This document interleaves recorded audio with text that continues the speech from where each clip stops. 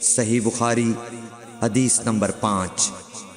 رسول اللہ صلی اللہ علیہ وآلہ وسلم نزول قرآن کے وقت بہت سختی محسوس فرمایا کرتے تھے، اور اس کی علامتوں میں سے ایک یہ تھی کہ یاد کرنے کے لیے آپ اپنے ہونٹوں کو ہلاتے تھے۔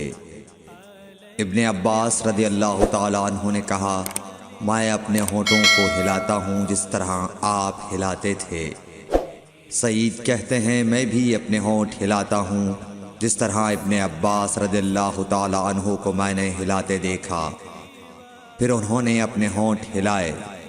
ابن عباس رضی اللہ تعالیٰ عنہ نے کہا، پھر یہ آیت اتری کہ اے محمد، قرآن کو جلد جلد یاد کرنے کے لیے اپنی زبان نہ ہلاؤ، اس کا جمع کر دینا اور پڑھا دینا ہمارا ذمہ ہے۔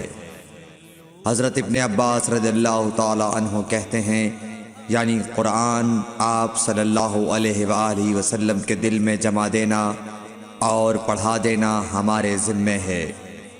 پھر جب ہم پڑھ چکے تو اس پڑھے ہوئے کی اتباع کرو۔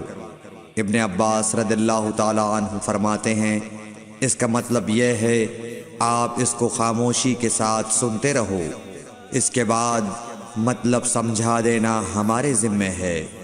پھر یقیناً یہ ہماری ذمہ داری ہے کہ آپ اس کو پڑھو، یعنی اس کو محفوظ کر سکو۔